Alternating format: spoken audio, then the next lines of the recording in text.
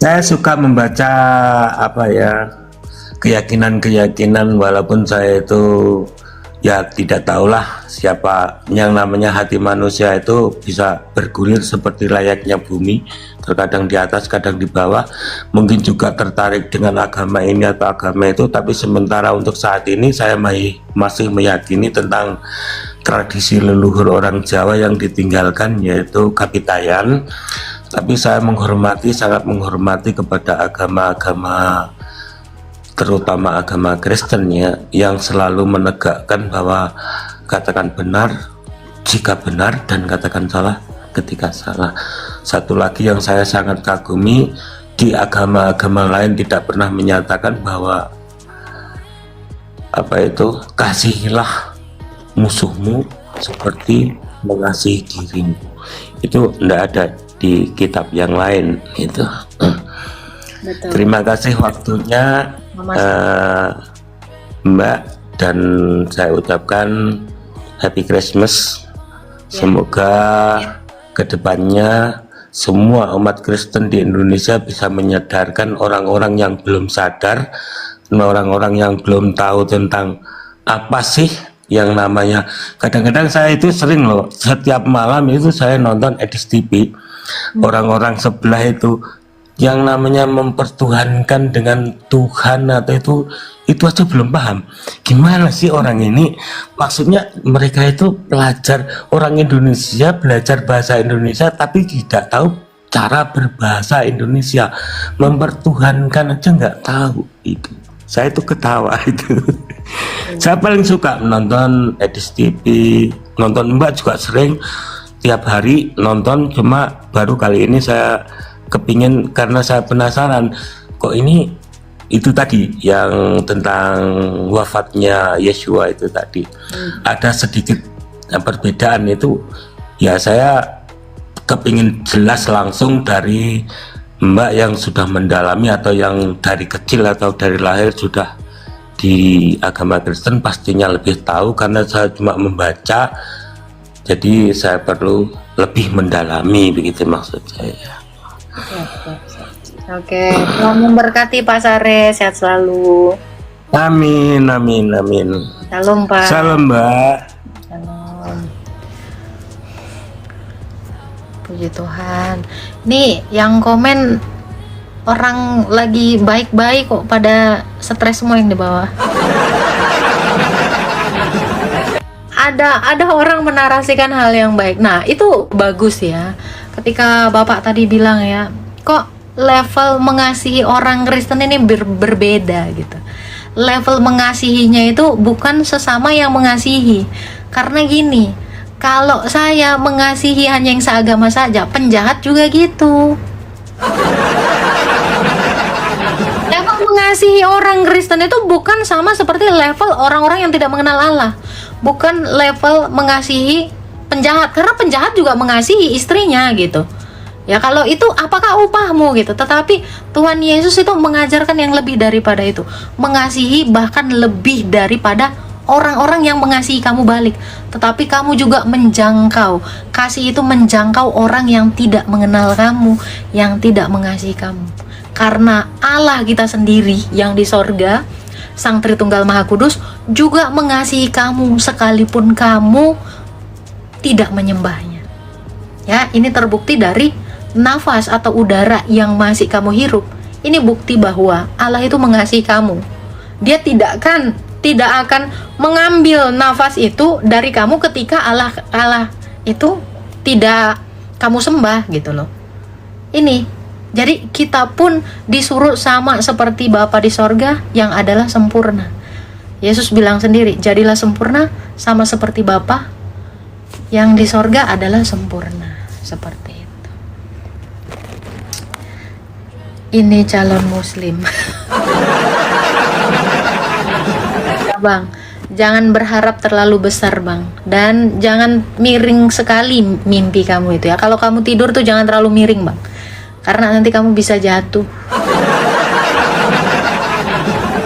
Itu ya. Yang waras-waras aja Bang, yang sehat-sehat aja. Itu ya. Orang kalau sudah mengenal Yesus kayaknya mustahil deh mengenal yang Allah-Allah berhala lain. Halo Adriel RF. Halo. Halo, kakak. Sekarang kan saya mau bertanya soal perceraian ya. Sekarang status saya lagi pisah ranjang ya, bisa dikatakan pisah ranjang. Tapi ada dalilnya yang katakan bisa dikatakan begini kakak. Segala sesuatu yang dipersatukan oleh Tuhan tidak boleh dipisahkan oleh manusia. Kenapa dia tidak berbicara kalau misalnya istri saya berzina, dia tidak mengatakan saya harus memaafkan istri, dia harus mengatakan kecuali istri itu berzina. Kenapa harus ada kecualinya gitu? Apaan? Soal perceraian kakak. Apa? Aku nggak paham. Kenapa begini? Pertanyaan saya ada, dia mengatakan segala sesuatu yang dipersatukan Tuhan tidak boleh dipisahkan oleh manusia toh? Kenapa dia tidak ada maksudnya kata memaafkan, mengampuni istri kita yang berzina? Dia harus mengatakan kecuali istri kita berzina. Kalau berzina tidak boleh dipersatukan kembali atau memaafkan kembali istri kita kan? Yo, bagaimana perkawinan dengan perzinahan bisa bersatu? Jadi kawin tapi berzina itu kan nggak bisa. Lo gimana? Kamu mau gitu? Kamu menikah dengan istrimu, tapi istrimu berzina sama laki-laki lain? Atau kamu mau melanjutkan gitu seumur hidup?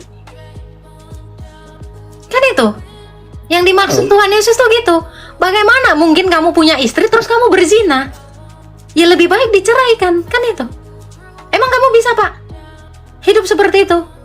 Misalnya saya Gimana? Misalnya saya bisa mengampuni istri saya, kenapa tidak boleh? Ya kenapa kamu menyakiti dirimu sendiri? Ya coba kau tampar mukamu sendiri. Apa nggak kamu seperti orang gila?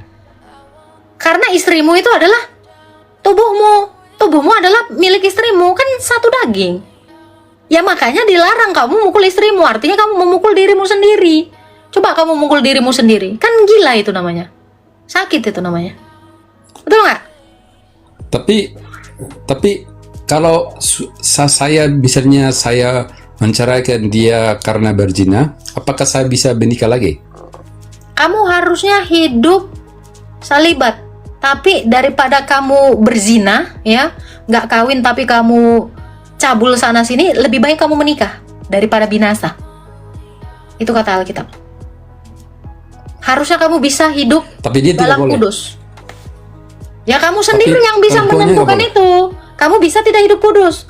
Kalau kamu mampu hidup kudus, ya kamu harus selama-lamanya harus jadi duda. Tidak menikah. Oh gitu. Tapi daripada kamu binasa dalam dosa, lebih baik kawin. Karena lebih baik kawin daripada berzina, kan gitu. Karena berzina dosa, kawin itu baik. Oke. Seperti itu. Ada lagi yang mau ditanya? Tidak, makasih ya kakak. Ya Tuhan memberkati. Jangan cerai ya Pak ya. Jangan berzina juga ya. Ya oke. Kalau bisa dimaafkan, dimaafkan. Karena Tuhan itu membenci perceraian. Gitu. Karena gini, kalau kamu bercerai, terus kamu kawin yang lain, memang berarti kamu tidak mengasihi sesamamu. Kamu kasih bekas-bekas sesamamu.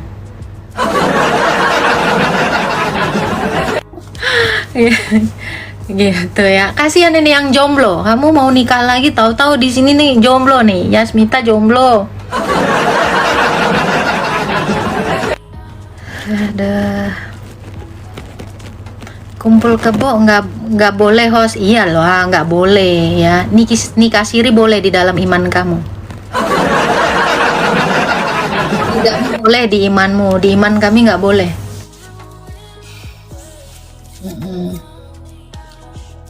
Tuh ya. Halo, silakan Titik. Halo Kak, Ya, selamat malam Kak. Selamat malam. Sorry ganggu. Maaf ya Kak, pakai waktu bentar aja mau nanya gini kan Kak. Kalau misalnya nih kak, sebenarnya sih bukan misalnya sih kak, dan ini sebenarnya udah terjadi sih sama aku.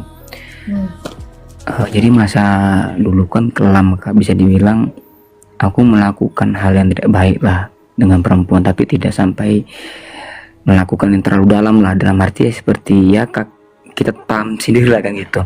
Dan saya melakukannya di perempuan kedua, dan di perempuan kedua ini saya menikah. Untuk menghapus dosa di perempuan yang pertama tadi gimana ya kak? Pengakuan dosa dan perjamuan kudus, dan tidak mengulanginya lagi. Gitu ya kak. Iya, Tuhan itu maha pengampun. Kalau kamu memang niatnya baik, mau memperbaiki diri, akui dosamu, lakukan perjamuan kudus, dosamu sudah hilang. Ekaristi. Oke. Gitu. Siap kak. Berarti perjamuan ada lagi kak sistemnya yang memang kita curhat sama orang ya kak, gitu ya? Curhat pengakuan dosa atau apa? Ya. Maksudnya satu lagi lah pengakuan kak. dosa itu beda bang. Curhat dengan pengakuan dosa itu beda. Kalau curhat itu kamu lebih bicara tentang prosesnya, detailnya. Tetapi pengakuan dosa, poin-poin dari dosamu itu kamu harus katakan di hadapan imam, dan imam itu akan mengatakan dosamu sudah diampuni. Yesus yang mengampuninya. Gitu. Oke. Kak, satu lagi bisa kak? Satu lagi kak. Silakan. Izin kak. Tadi kan aku dengar diskusi Romo tuh kak. Mereka selalu kayak Romo Katolik kak. Maksudnya mereka selalu mengklaim bahwa mereka lah yang akan masuk surga. Orang-orang seperti kita tidak kak. Orang Protestan. Sampai tadi aku chat kan, ini padahal kan yang pertama pendiri gereja kan Ortodoks, bukan Katolik kan gitu kan kak. Mereka kayak mengklaim bahwa kalian tidak, bahasa-bahasa mereka kayak menyudutkan kita ke orang Protestan, karismatik sama Ortodoks gitu kak. Itu gimana ya kak untuk menjawab mereka kak? Gak perlu dijawab, karena kita sadar dengan pasti bahwa hakim itu adalah Tuhan Yesus. Yang menentukan kita masuk surga atau tidak itu kan Tuhan Yesus. Kita ini secara sadar paham itu kan? Ada mereka kak mengkaitkan ayat-ayat di Alkitab kasih seakan-akan menyudutkan kita gitu loh. Jadi saya bingung menjawabnya. Oke, jadi gini bang, narasi orang tidak mengubah Allah itu bukan maha pengasih. Kan kehendak Allah yaitu menginginkan tidak ada yang binasa, menginginkan semua orang diselamatkan, betul kan? Benar kak, benar. Bahkan Allah itu panjang sabar. Dan Alkitab juga mengatakan, kamu tahu dogma pun tetapi kamu tidak mengasihi sesamamu, itu sama kamu seperti orang-orang Farisi. Orang-orang Farisi itu mengerti agama, tetapi mereka tidak punya kasih di dalam dirinya. Itu pun ditolak sama Tuhan. Jadi apakah yang sebaiknya kita lakukan terhadap orang-orang yang menghakimi kita, atau yang membawa-bawa ayat untuk menjatuhkan hukuman atas kita? Apa bedanya kita lihat seperti RT sebelah? RT sebelah itu juga kan selalu menghakimi kita kan? Kamu masuk neraka, saya udah sering sekali. Kamu pesunda, kamu begini-begini. Mereka memang membawa narasi-narasi Alkitab untuk menjatuhkan mental seseorang, tetapi fokus kita bukan itu. Fokus kita itu adalah Tuhan Yesus, bahwa kita harus sadar dengan pasti bahwa Tuhan Yesus itu mengasihi kita. Bahkan di dalam Alkitab juga dikatakan orang yang tidak mengenal agama sekalipun Tuhan itu berkehendak menyelamatkan mereka. Gitu. Karena apa? Allah itu maha kasih, dan Allah itu adalah kasih. Barang siapa tidak mengasihi sesamanya, dia tidak mengenal Allah. Gitu. Jadi kamu harus melihat itu dalam kasih. Dan gini bang, oke. Abang tahu ini apa? Cangkir keramik. Gelas. Ya, gelas. Coba kamu bilang dia monyet. Kira-kira gelasnya berubah jadi monyet nggak? Nggak kak. Iya. Jadi kalau ada pun orang yang mengatakan kamu nggak selamat, itu tidak mengubah fakta yang ada bahwa Tuhan itu akan menyelamatkan semua orang. Iya kak, karena sampai-sampai pun mereka kayak enggan berkawan dengan kita gitu loh, orang Katolik ini. Ya kamu itu sebenarnya udah diperintahkan Tuhan Yesus berdoa, mengasihi mereka. Ya berdoa aja terhadap mereka dan kasih mereka. Kalau mereka tidak mau berteman, di sini nih ada 500 orang nih mau berteman dengan abang. Gitu. Kenapa kamu mencari-cari perkara di dunia ini? Kalau ada orang tidak mau berteman, tidak masalah. Carilah yang mau berteman dengan, dan kamu tidak perlu khawatir untuk itu. Tetapi kamu tetap lakukan yang terbaik terhadap semua orang. Berbuat baiklah terhadap semua orang. Dan doakan dia supaya tidak keras hatinya. Siap Kak, siap. Ya, ada lagi yang Makasih banyak ya Kak. Ya, Makasih banyak Kak. Ya, Kak. Sehat-sehat. Ya salam Kak, turunkan ya Kak. Ya, salam. Tuh ya. Ini lagi nih kan penyembah berhala. Padahal Allah bangsa-bangsa itu adalah berhala, jelas-jelas di Alkitab dikatakan. Nih, nah ini si Eva Samsudin Amin ini juga sama gitu loh. Orang itu banyak menjudge orang lain gitu. Tapi inilah yang kita sebut sebagai Tuhan. Ya, antikris itu gitu. Dia manusia tapi dia mau menjadi sama seperti Allah. Nah, ini contohnya ini. Gitu. Jadi kalau kamu sebenarnya sudah menjadi seperti Allah, artinya kamu menyangkal penguasa itu, karena penguasa itu adalah Tuhan Yesus gitu. Tiba-tiba kamu menyangkal. Nah, ya seperti ini ya Eva Samsudin, kamu baca 1 Tawarik 16 ayat 26 ya. Allah bangsa-bangsa selain Allah Abraham, Ishak dan Yakub itu adalah berhala. Iya. Jadi kalau ada seorang pemimpi ya yang mengajak kita semua ini untuk menyembah Allah yang tidak kamu kenal, jangan mau gitu. Nah, Allah yang tidak pernah dikenal oleh bangsa-bangsa ini yang disebut berhala. Seperti itu. Nih ya, ada yang bilang gini tadi kan. Hari gini ngomongin dosa, udah tahu dosa udah ditebus Yesus. Salah bang, dosa nggak pernah ditebus. Yang ditebus itu manusia, dosa itu nggak pernah ditebus. Kamu cari sampai botak sariawan, nggak ada yang mengatakan bahwa Yesus menebus dosa. Itu nggak ada. Ya, cocok namanya botol kecap kosong. Nah, ini yang bilang ya Allah Esa tapi tiga. Kamu nggak ngerti Esa. Kamu nggak ngerti apa arti tiga. Gitu. Tiga itu bilangan. Esa itu bukan bilangan. Sampai sini dulu. Adakah yang dikatakan ini bilangan berapa Esa? Nggak pernah ada. Tiga itu bilangan.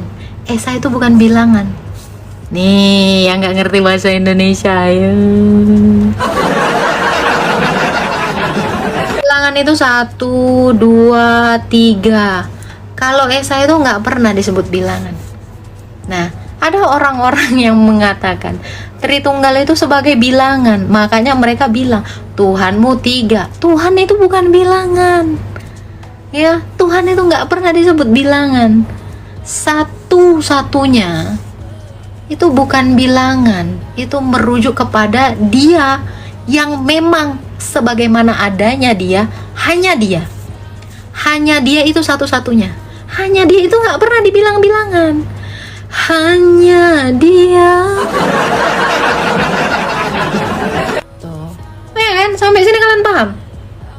Esa itu bukan satu. Esa itu satu-satunya. The one and only. Hanya Dia. Jadi adakah dibilangkan ini angka berapa? Hanya Dia. Nggak ada. Nah, sampai sini kalian harus belajar etimologi kata ya. Sampai sini kalian harus belajar. Gitu. Ini pun kalian nggak nangkep. Jadi kalau di dalam Ulangan 4 ayat 6 dikatakan Shema Israel, Adonai Elohenu, Adonai Ehad.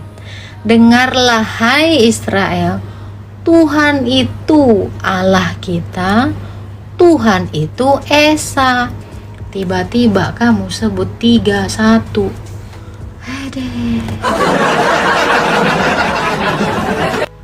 Nih, silakan. Ada lagi yang mau bertanya nggak?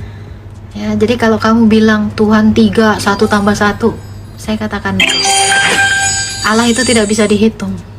Bagaimana kamu menghitung kasih? Bagaimana kamu menghitung baik? Bisa kamu hitung baik? Bisa kamu hitung kasih? Gak bisa. Allah itu satu-satunya.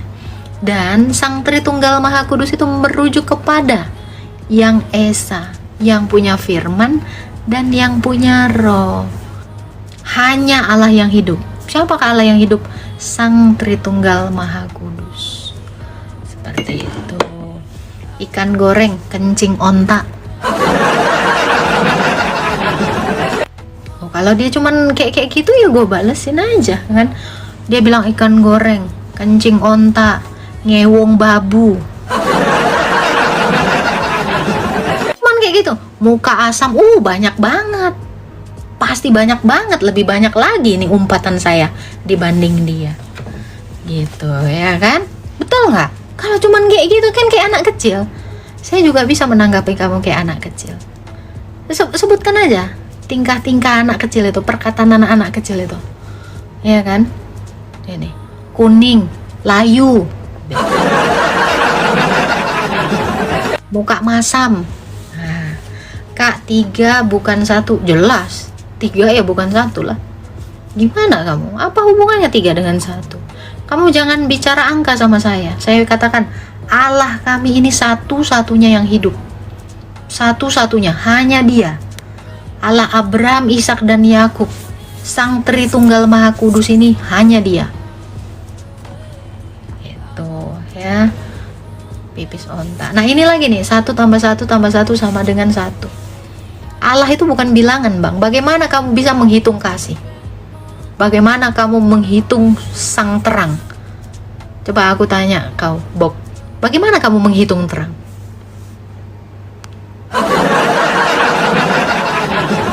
Yesus mati dikapanin. Kenapa pengikutnya mati pakai jas? Iya, Bang. Di zamannya Yesus belum ada jas. Nah, di zaman sekarang udah jas, kenapa lu dikapanin? Pertanyaannya kan itu. Kamu juga nanya, Bang, di zamannya Nabi makannya roti Maryam, kenapa kamu makannya seblak? Kenapa kamu sekarang makannya mie gacoan?